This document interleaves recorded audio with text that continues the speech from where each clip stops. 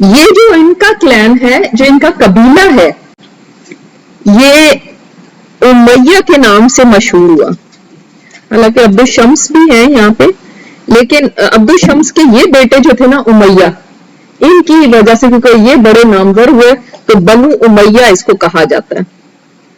ابھی تک آپ کون کون سے قبیلہ دیکھ چکے ہیں؟ ابو بکر صدیق اور ان کا حضرت عمر فاروق کا بنو ابی, اور ان سے پہلے ابو بکر صدیق رضی اللہ عنہ بنو تیم. اچھا, اب آپ کو ایک اور قبیلے کا پتہ چلا, بنو امیہ, اور آپ کو پتہ چلا ہے کہ بنو امیہ کیوں کہتے ہیں, ان کی وجہ سے. ٹھیک ہے, سمجھ آ گئی؟ اس لیے کہ ہسٹری کے اندر آپ دیکھیں گے کہ بہت زیادہ آپ کو یہ نام ملے گا, اموی خلافت اور عباسی اور پھر ان کے آپس کے کلیشز.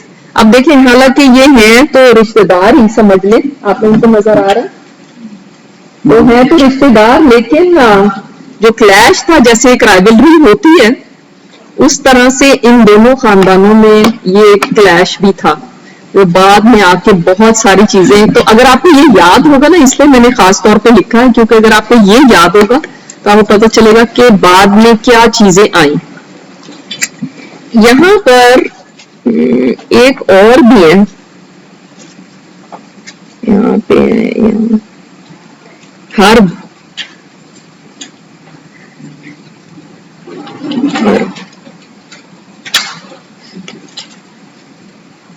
یہ دونوں بھائی ہیں, ٹھیک ہے, یہ حرب ہے, ان کے بیٹے ابو سفیان.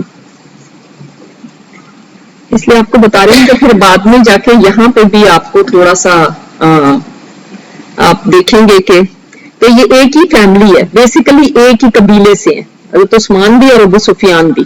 ابو سفیان کا تو سب کو پتا ہے, ٹھیک ہے. اچھا, ایک اور بات وہ یہ کہ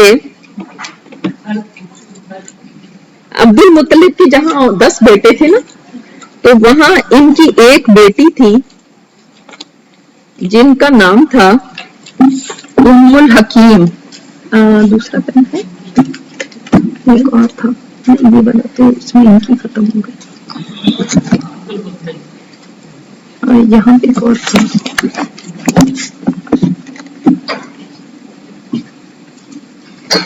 ام الحکیم. آپ کہیں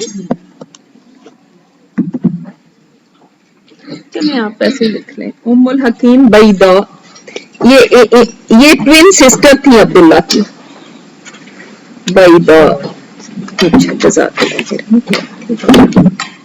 بیضا, یہ سے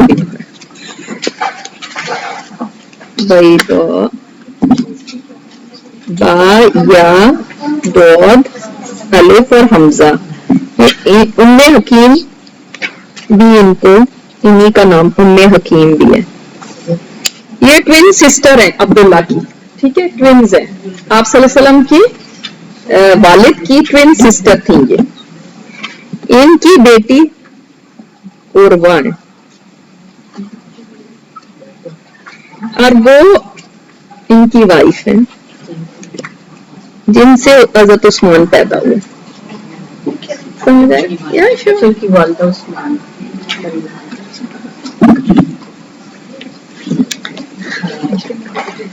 اگر عبداللہ کی جو ہیں یہ سکی بہن ٹوین سسٹر ہیں تو آپ صلی اللہ علیہ وسلم کی کیا لگی, پھوپھی لگی, اور حضرت عثمان پھر کیا لگے, پھوپھی کے بیٹے, پھوپھی زاد بہن کے, پھوپھی زاد کے بیٹے, پھوپھی زاد کے بیٹے نہیں, پھوپھی زاد بہن کے بیٹے, پھوپھی زاد بہن کے بیٹے.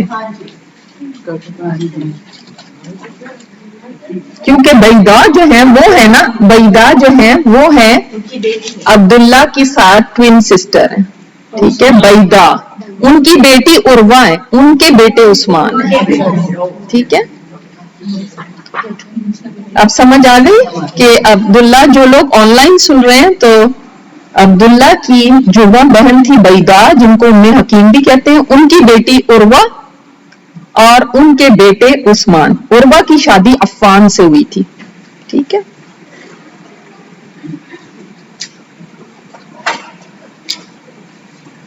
اور ابو العاص जो लिखा हुआ ना, अबुल आस के भाई थे हर्ब, अबुल आस बिन उमैया थे और अबुल आस के भाई हर्ब बिन उमैया। तो हर्ब के बेटे अबू सुफियान, अबुल आस के बेटे अफ़ान, लिखा हुआ ना अफ़ान, ठीक है। तो आपको इससे थोड़ा सा अंदाजा होगा कि नबी अलैहिस्सलातु वस्सलाम के साथ इनकी रिश्तेदारी कैसे बनती थी, ठीक है। तो यानी आप सल्लल्लाहु अलैहि वसल्लम की फूफीजाद बहन के बेटे थे।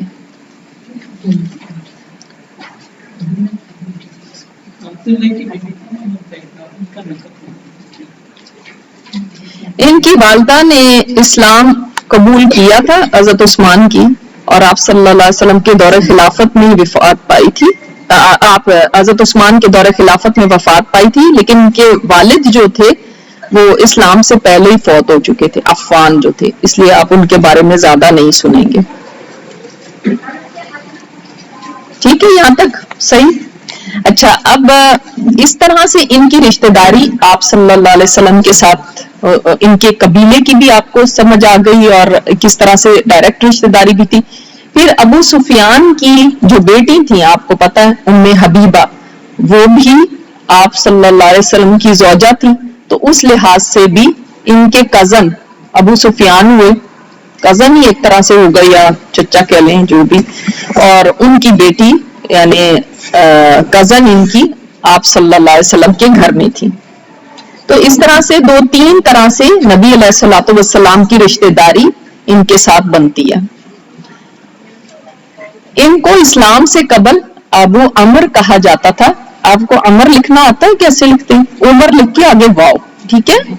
उमरू नहीं कहते उसको, उसको कहते हैं अमर, लेकिन अमर को लिखना आइन में रॉ और आगे वाव।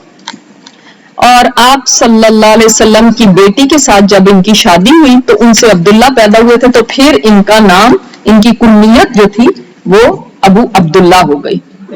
आपका जो लक़ब था, आपका लक़ब था यानी एक टाइटल जो आपको दिया गया था, वो था ज़ुन्नूरैन, दो नूरों वाले।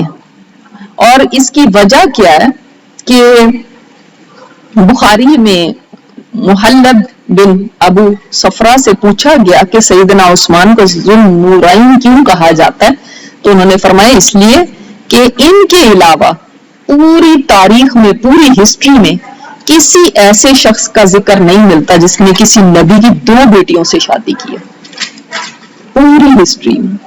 तो इस मामले में ये यूनिक है।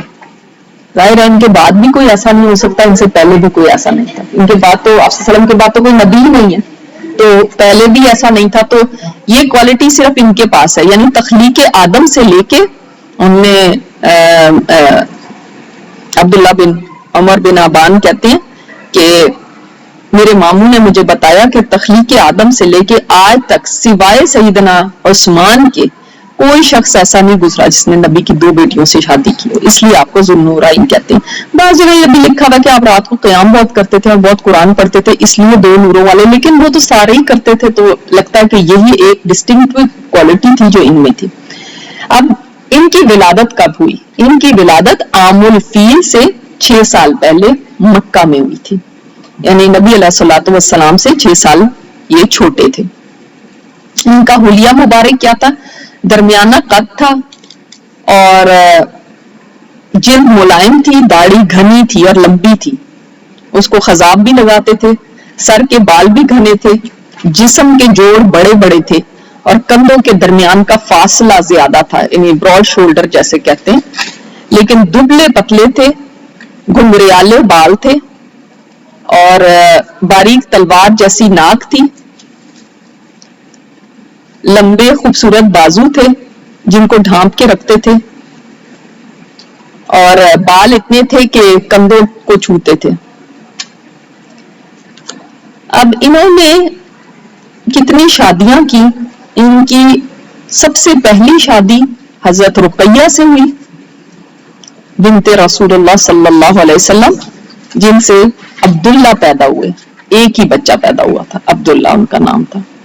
दूसरी शादी उम्मे कुलसूम से हुई, बिनते रसूलुल्लाह सल्लल्लाहु अलैहि वसल्लम, सैयदा रुकैया की वफात के बाद।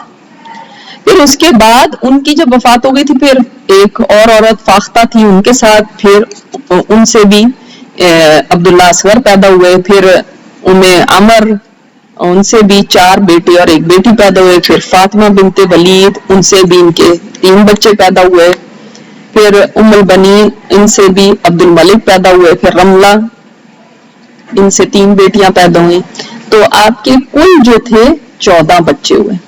لیکن آپ صلی اللہ علیہ وسلم کی اولاد سے یعنی آپ کی بیٹیوں میں سے ایک بیٹی کے صرف عبداللہ پیدا ہوئے تھے اور کوئی بھی اولاد نہیں ہوئی تھی. کلثوم کی تو کوئی اولاد نہیں تھی. تو ان کے ہاں بیسیکلی 5 بیویوں سے 9 بیٹے پیدا ہوئے تھے، اور یہ کہا جاتا ہے یعنی 14 بچے تو 9 بیٹے اور 5 بیٹیاں تھیں. 9 بیٹے اور 5 بیٹیاں. ان کے ایک بیٹی کو زیادہ شہرت ملی. ایک تو عبداللہ آپ کو میں نے بتایا کہ حضرت رقیہ سے وہ پیدا ہوئے تھے، اور لیکن وہ بچپن میں ہی فوت ہو گئے تھے 6 سال کی عمر میں. ان کا بھی میں آپ کو بتاؤں گی انشاءاللہ. 4 ہجری میں وہ فوت ہوئے تھے. لیکن ان کے ایک بیٹے کو جو شہرت ملی جن کی والدہ عمر ہے، آبان ان کا نام تھا، آبان بن عثمان. اب لوگ پوچھتے رہتے ہیں نا مجھے کافی دفعہ کہ کوئی یونیک سا نام بتائیں اس میں سے، ان بتاتے ہیں مجھے بھی بھول جاتا ہے. تو آپ لوگ یاد رکھا کریں نا. پھر آبان کتنا اچھا نام ہے. ان کے بیٹے کا نام الف با الف نون. فقہ کے بہت بڑے امام تھے، اور عبد الملک بن مروان کے دور حکومت میں 7 سال تک مدینہ کے گورنر بھی رہے تھے. بہت بڑے فقہی مسائل ان سے پوچھے جائے. جو مدینہ کے بڑے بڑے فقہاء تھے ان میں ان کا ذکر آتا تھا. ان سے یہ حدیث انہوں نے روایت کی تھی جو ہم سب کو آتی ہے کہ آپ صلی اللہ علیہ وسلم نے فرمایا جو بسم اللہ الذی لا یضر مع اسمہ شیء فی الارض ولا فی السماء وهو السمیع العلیم، جو یہ پڑھے گا اس کو دن اور رات میں کوئی شر کوئی نقصان نہیں پہنچ سکتا. تو جب ان کو فالج ہوا تھا تو انہوں نے کہا اللہ کی قسم میں آج یہ دعا پڑھنا بھول گیا، اور اللہ کی تقدیر میرے اوپر لاگو ہو گئی. 105 ہجری میں ان کی وفات ہوئی تھی. اور پھر باقی ان کے بیٹے حضرت عثمان کے اور بھی ہیں، لیکن ان کو اتنی شہرت ایسے نہیں ملی جیسے کہ ان کو ملی. ان کی عثمان رضی اللہ تعالیٰ عنہ کی ایک ہی حقیقی بہن تھی آمنہ بنت عفان. وہ اسلام سے پہلے وہ بالوں کی تزئین کرتی تھی، بیوٹی پارلر کا کام کرتی تھی. اور آمنہ بنت عفان جو ہے یہ مکہ میں ہی مقیم رہی اور اپنے آباء و اجداد کے دین پہ ہی رہی. جب آپ صلی اللہ علیہ وسلم نے مکہ فتح کیا تھا تو تب انہوں نے اسلام قبول کیا تھا اپنی والدہ کے ساتھ اور دوسری بہنوں کے ساتھ. اور انہوں نے بھی آپ صلی اللہ علیہ وسلم کے جیسے ہاتھ میں بیعت باقی عورتوں نے کی تھی تو انہوں نے بھی کی تھی. عثمان رضی اللہ تعالیٰ عنہ کے ماں کی طرف سے بھائی 3 تھے اور ایک ماں کی طرف سے بہن بھی تھی. ایام جاہلیت میں بھی جیسے ایک بندہ ہوتا ہے کہ جس کے بہت اچھی کوالٹیز ہو، ان کے اندر بے شمار بہت ہی بہترین کوالٹیز تھی. سب سے پہلے تو یہ بات کہ یہ اپنی قوم کے اندر بہت ریسپیکٹیبل تھے. اور وجہ کیا تھی؟ یہ بہت شیریں کلام کرتے تھے، میٹھا بول بولتے تھے، شرم و حیا والے تھے اور بہت مالدار بھی تھے. تو ایسے لوگوں کو ظاہر ہے اپنی قوم کے اندر بہت عزت ملتی ہے. آپ کی قوم آپ کو سے بڑی محبت کرتی تھی اور بڑی عزت کی نگاہ سے دیکھتی تھی. اور ان کا حال اسلام لانے سے پہلے بھی یہ تھا کہ کبھی انہوں نے کسی بت کو سجدہ نہیں کیا تھا. سوچیں کہ حالانکہ وہ معاشرہ سارا ہی بت پرست تھا، کبھی کسی بت کو سجدہ نہیں کیا، نہ کبھی کوئی بے حیائی کا کام کیا، نہ کبھی شراب پی، بلکہ ہمیشہ یہ فرماتے تھے کہ یہ تو عقل کو خراب کرتی ہے. اللہ کی نعمتوں میں عقل سب سے اعلیٰ اور قیمتی چیز ہے. انسان کو چاہیے عقل کے ذریعے بلندی حاصل کرے، نہ کہ اپنے آپ کو تباہ کر دے. تو زمانہ جاہلیت میں بھی جیسے نوجوان ہوتے ہیں ان کی محفلیں ہوتی ہیں، رنگینیاں ہوتی ہیں، اور اس زمانے میں تو شراب ایسے پی جاتی تھی جیسے آج آپ سوڈا پیتے. تو لیکن وہ پھر بھی اس طرح کی چیزوں سے دور رہنے والے تھے. کوئی بے حیائی یا کوئی لہو و لعب والی جو مجلسیں ہوتی تھی ان میں نہیں جاتے تھے. خود فرماتے ہیں اپنے بارے میں کہ میں نے کبھی گانا نہیں گایا نہ اس کی خواہش کی. جب سے رسول اللہ صلی اللہ علیہ وسلم کی بیعت کیا دائیں ہاتھ سے کبھی شرمگاہ کو ہاتھ نہیں لگایا. جاہلیت اور اسلام دونوں میں کبھی شراب کے قریب نہیں پھٹکا نہ کبھی بدکاری کا مرتکب ہوا. تو کتنی بڑی بات ہے ایک بندے کے اندر. یہ ہوتی ہے فطرت. جس کی فطرت سلیم ہو تو ابھی کوئی دین مذہب نہیں بھی آیا لیکن جب فطرت انسان کی اچھی ہو نا اندر تو پھر واقعی وہ بندہ بہت آگے ہوتا ہے. اس معاشرے میں بھی جہاں پہ ایسی قباحتیں تو عام ہی تھی ان کے لیے تو کچھ ایسی بڑی چیز نہیں تھی. اور ان کو جو علوم جن پہ عبور تھا ان میں انصاب کا میں نے آپ کو بتایا نا نسب ناموں کا جو سین کے ساتھ انصاب کا تاریخ کا شام اور حبشہ اور دوسرے علاقوں کی طرف بڑی کثرت سے سفر کرتے تھے تو ان لوگوں کے جو طور طریقے تھے رہن سہن تھا ان کا کلچر تھا اس سے بڑی واقفیت تھی ان کو. اور انہوں نے بھی اپنے والد کا جو پیشہ تھا تجارت کا اس کو ہی اپنایا تھا اور تجارت میں اتنے ماہر ہوئے کہ بنو امیہ کے مالدار لوگوں میں ان کا شمار ہونے لگا. ان کی قوم ان کی اتنی عزت کرتی تھی ان کی خوبیوں کی وجہ سے اتنے یہ محبوب تھے کہ آپ اندازہ لگائیں. تھی پیاری مجھے یہ بات لگی کہ عورتیں جب بچوں کو لوری سناتی تھی نا تو وہ کہتی تھی رحمان کی قسم میں تم سے اس طرح محبت کرتی ہوں جس طرح قریش عثمان سے محبت کرتے ہیں. سبحان اللہ کتنی بڑی بات تھی نا کہ اور یہ دیکھیں جاہلیت کے زمانے کی بات ہے. اسلام لانے کے بعد تو ظاہر ہے پھر تو بڑی صعوبتیں ان کو برداشت کرنی پڑیں گی. اور جب سیدنا ابو بکر صدیق رضی اللہ تعالیٰ عنہ اسلام لائے تھے تو انہوں نے فوراً آپ کو پتا ہے کہ اسلام کی تبلیغ بھی شروع کر دی تھی. فوراً ہی انہوں نے لوگوں کو اللہ کا پیغام دینا شروع کر دیا تھا. اور ان میں جن میں دعوت انہوں نے دی تو عثمان رضی اللہ تعالیٰ عنہ بھی ان میں شامل تھے. اس وقت ان کی عمر 34 ایئرس تھی. اور ان کے بارے میں آتا ہے کہ یہ مردوں میں اسلام قبول کرنے والے چوتھے شخص تھے. آپ کو پتا ہے ابو بکر صدیق رضی اللہ تعالیٰ عنہ علی تو بچے ہی تھے زید بھی تھے پھر یہ انہی میں شامل تھے جو شروع کے بالکل اسلام لانے والے. اور اپنی اسلام قبول کرنے کا واقعہ ان کا ایسے ہے کہ ایک دفعہ شام کی طرف سے واپس آ رہے تھے تجارت کے سفر سے تو انہوں نے خواب میں دیکھا کہ کوئی کہہ رہا ہے کہ سونے والوں بھاگو مکہ میں احمد کا ظہور ہو گیا. تو وہ کہتے ہیں کہ سمجھ نہیں ان کو آئی لیکن جب مکہ پہنچی تو وہاں پہ آپ صلی اللہ علیہ وسلم نے اپنی بیست کا اعلان کر دیا تھا. یعنی ابو بکر صدیق رضی اللہ تعالیٰ ان کے پاس پیغام لے کر آئے اس وقت. تو اس وقت تو ابھی جب ظاہرہ گئے ہوں گے تو کوئی بھی ایسی بات نہیں تھی. جب واپس آ رہے ہیں تو کہتے ہیں کہ میں حیران ہوا کہ یہ کیا بات ہے. تو اللہ تعالیٰ نے اس طرح سے ان کے سامنے یہ چیز رکھ دی. ان کے بارے میں یہ بھی آتا ہے کہ ان کی جو خالہ تھی وہ کوئی بڑی کاہنہ تھی تو وہ خالہ سعدا تھی بڑی لیکن دانش مند خاتون تھی عمر رسیدہ تھی بڑی تجربہ کار تھی.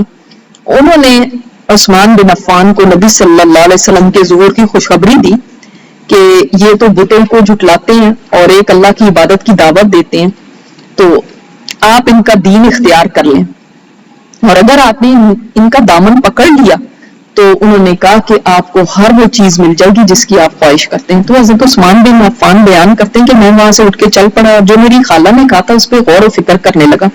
تو میں ابو بکر صدیق رضی اللہ تعالیٰ عنہ کے پاس گیا وہ جو مجھے خالہ نے بتایا تھا اس کے بارے میں ان سے بات کی تو انہوں نے بھی فرمایا تمہاری خالہ نے جو کچھ تمہیں بتایا وہ بالکل صحیح ہے اور وہ آپ ایک دانش مند اور محتاط آدمی ہیں. آپ حق آپ کے اوپر مخفی نہیں رہ سکتا نہ ہی باطل کے ساتھ آپ کا نباہ ہو سکتا ہے تو آپ ایمان لے آئیں.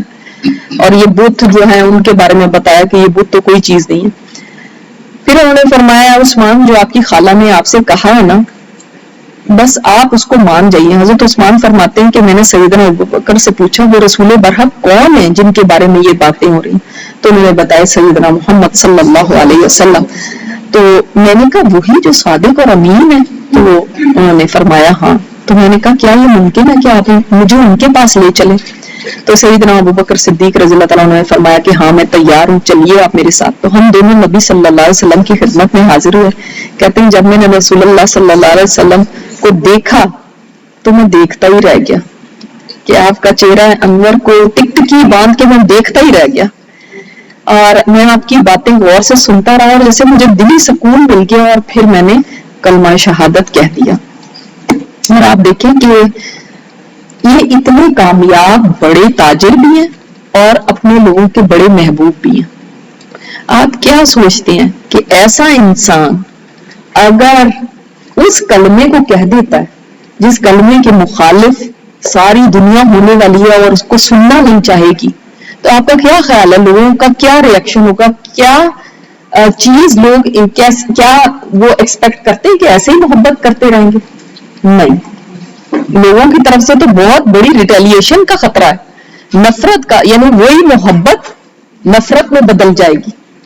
وہی لوگوں کی آنکھ کا تارا جو تھے، جب آپ صلی اللہ علیہ وسلم کو لوگوں نے نہیں چھوڑا تو ان کو کیسے چھوڑیں گے؟ تو لیکن انہوں نے ان چیزوں کی پرواہ نہیں کی. جیسے ابوبکر صدیق رضی اللہ عنہ کے بارے میں بھی میں نے آپ کو بتایا تھا نا کہ وہ کامیاب تاجر بھی تھے، وہ بھی لوگوں میں بہت اچھے سمجھے جاتے تھے اور بہت نیک اور بہت شرافت کے پیکر. اور عثمان رضی اللہ عنہ بھی اتنے لوگوں کے محبوب ہے، اور جو لوگوں کا محبوب ہوتا ہے اس کو سب سے پہلے یہ ڈر ہوتا ہے میں لوگوں کی نظروں سے گر نہ جاؤں. آج ہم سب سے زیادہ یہ اسی وجہ سے تو الٹے سیدھے کام کرتے ہیں نا، کیونکہ ہمیں سب سے زیادہ کیا خطرہ ہوتا ہے؟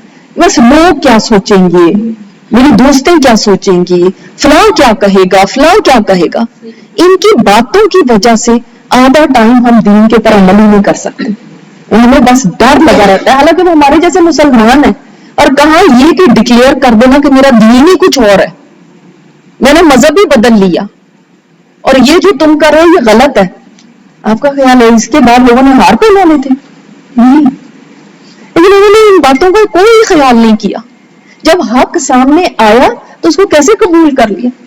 آج ہمارے سامنے کتنی باتیں ہوتی رہے نا، صرف یہ ایک بات ہمارے لیے کافی ہے دین کے راستے سے ہٹنے کے لیے کہ لوگ کیا کہیں گے.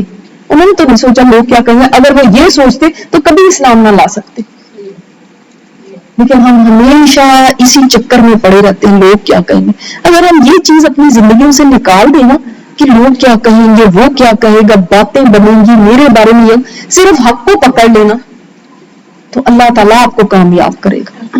اور اگر آپ ساری زندگی یہی سوچتے رہے نا لوگ کیا کہیں گے، لوگ آپ سے کبھی راضی نہیں ہیں. ایک چیز آپ لوگوں کے مطابق کریں گے تو دوسری چیز پہ ناراض ہو جائیں گے، دوسری چیز کی طرف جائیں گے تیسری پہ ناراض ہو جائیں گے. آپ کہاں ان کو خوش کریں گے؟ کبھی خوش کر سکا ہے کوئی لوگوں کو آج تک؟ تو پھر ہم کیوں اس کو اپنا سٹینڈرڈ بناتے؟ کسی کو پوچھنا حجاب کیوں نہیں لیتے؟ اور لوگ کیا کہیں گے.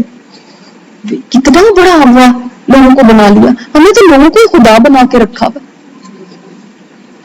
تو دیکھیں کہ وہ سبحان اللہ انہوں نے اس چیز کی پرواہ نہیں کی اور وہ فوراً اسلام قبول کر لیا انہوں نے، بغیر یہ سوچے ہوئے کہ اب میرا آگے اس کے بعد کیا فیوچر ہوگا اور میری تجارت کا کیا بنے گا، اور میرا بزنس مین ہے میرے بزنس کو کہیں فلاپ نہ ہو جائے. بزنس مین کو تو یہ بھی ڈر ہوتا ہے نا میرا بزنس نہ خراب ہو جائے، میرے گاہک ٹوٹ جائیں گے.